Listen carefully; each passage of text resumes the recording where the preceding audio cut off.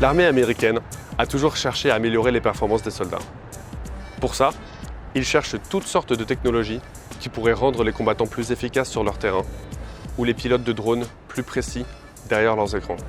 L'armée est friande de tout ce qui est lié à l'amélioration des capacités cognitives.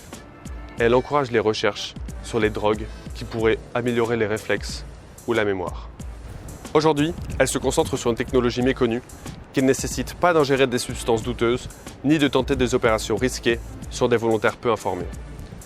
Sally Hadi est une journaliste au New Scientist et elle a pu accéder au centre de recherche d'Advanced Brain Monitoring à Carlsbad, en Californie.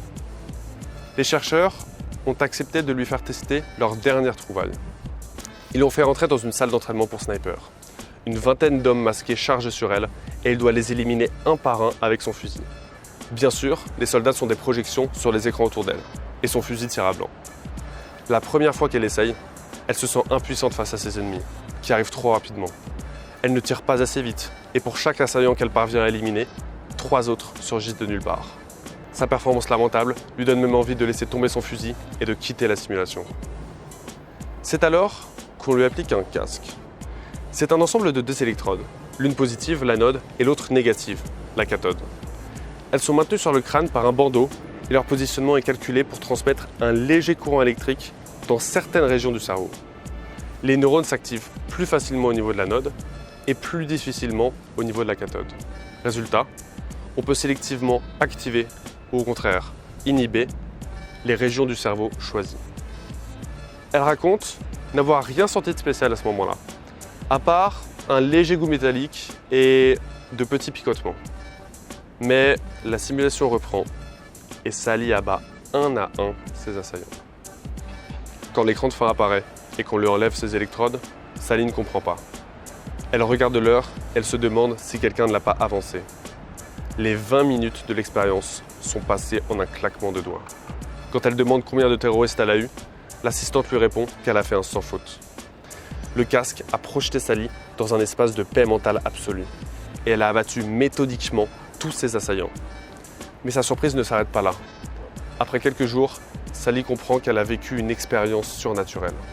Pour la première fois, dit-elle, tout dans ma tête s'est finalement fermé. Là, soudain, cet incroyable silence. Ce que j'ai désiré le plus vivement dans les semaines qui ont suivi mon expérience, c'était de retourner me brancher sur ces électrodes. La stimulation transcrânienne à courant direct n'est pas un fantasme transhumaniste. C'est une technologie déjà accessible. Beaucoup bricolent leur propre appareil et expérimentent chez eux, sans aucun cadre légal, ce que booster une région ou l'autre de leur cerveau peut leur faire ressentir. Un centre de bien-être espagnol propose déjà à des PDG et à des businessmen de hacker leur cerveau pour accéder au repos total. À quoi ressemblera le futur lorsque nous serons capables de réécrire nos monologues intérieurs, de supprimer à volonté les petites voix qui chuchotent dans nos têtes et qui nous font hésiter entre les différentes possibilités qui s'offrent à nous?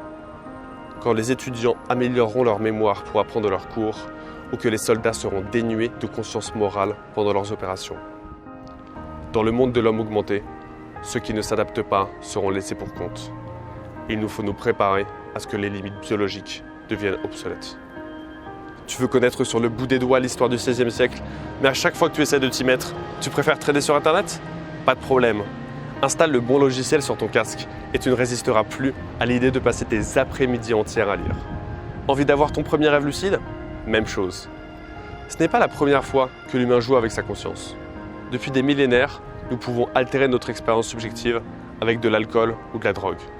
Mais l'être humain aura dorénavant le champ libre pour expérimenter avec tout un spectre d'états de conscience encore inconnus. Pendant que la conquête de l'espace captive les esprits, nous ne sommes qu'à notre premier pas d'une exploration beaucoup plus vertigineuse encore, celle de la conscience humaine.